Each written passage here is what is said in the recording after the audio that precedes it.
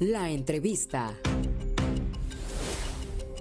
Saludo con mucho gusto a un amigo de esta casa informativa, el maestro Javier Buenrostro. Javier, ¿cómo estás?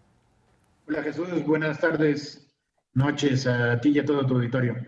Oye, Javier, pues la primera pregunta que te hago es, ¿qué narrativa hay?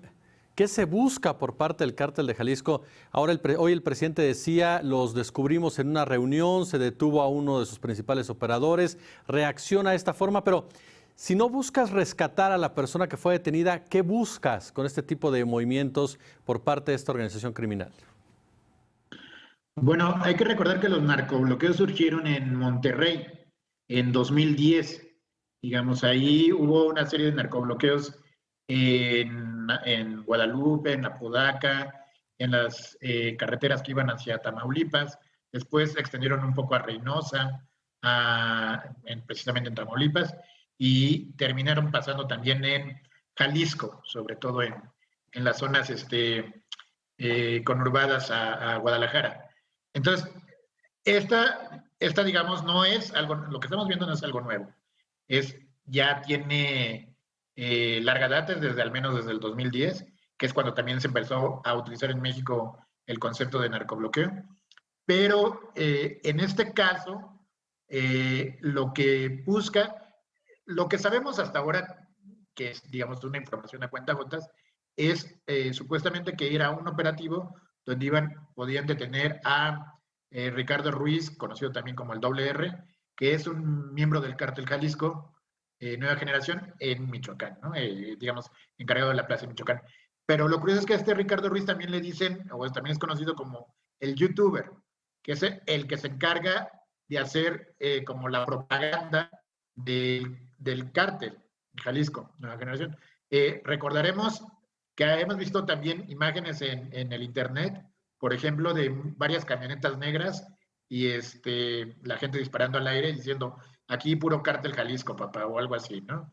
Entonces, es un poco, lo que buscan es, evidentemente, publicidad, amedrentar a la población, porque recordar que el crimen organizado es, otra vez, ¿no? Lo que siempre menciono, no es solo narcotráfico, ¿no? Sino es ya las vertientes de dinero, de ingresos son diferentes. Por ejemplo, en Guanajuato se da mucho la extorsión a los comercios, a los ciudadanos, los secuestros. Entonces, es a la vez una publicidad como mantener también a la población en general, a la ciudadanía, amedrentada para que siga teniendo temor y teniendo que pagar las cifras de extorsión y de secuestros. Y también no sabemos bien porque digo, la información es a cuentagotas, pero bueno, muchas veces los narcobloqueos son tácticas para crear distractores, ¿no? Es mientras yo quemo algunas cosas, camionetas o en este caso comercios, en el poniente de la ciudad, en el sur pasa otra cosa. Entonces, hasta que no sepamos con mayor información, no podremos distinguir exactamente cuál fue el motivo.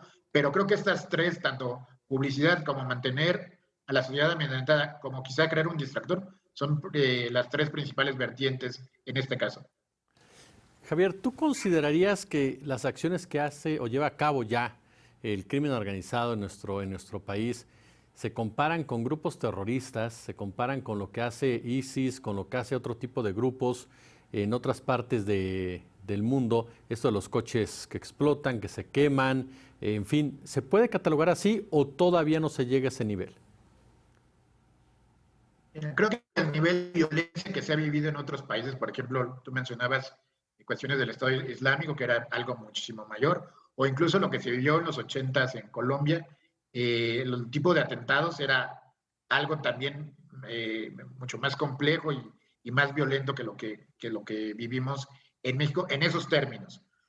Entonces, no creo que llegue a ese punto, sobre todo al del Estado Islámico, al terrorismo, digamos, a ese tipo de terrorismo.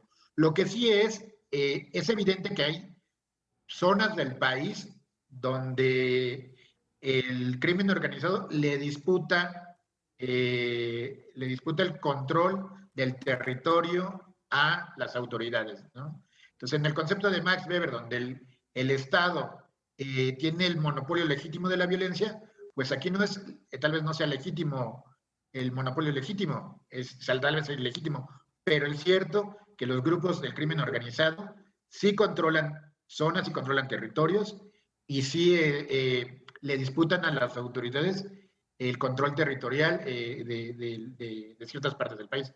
Entonces, tal vez no estamos en el punto más grave, ¿no? Como lo que habías mencionado, como el Estado Islámico o la Colombia de los 80, pero sí es cierto que los grupos del crimen organizado disputan parte del territorio de las autoridades.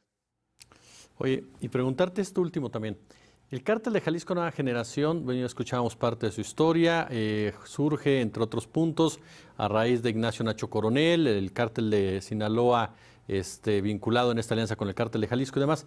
Pero este crecimiento que se da del cártel de Jalisco, ¿tú lo consideras que fue un crecimiento exponencial, que fue muy rápido durante el sexenio de Peña Nieto? ¿Y cómo entender precisamente que se da ese crecimiento a tal punto de compararse hoy por hoy con el cártel de Sinaloa? Bueno, el asunto con el cártel de Jalisco y parte de su crecimiento, desafortunadamente, está en lo que vemos en la violencia, ¿no?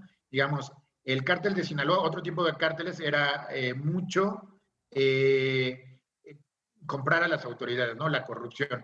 No es que eso no existe con el cártel de Jalisco, claro que existe, y claro que existe sobre todo en Jalisco, en Michoacán y en Guanajuato, donde le llegaron a disputar al grupo del Marro y del cártel de Santa Rosa de Lima.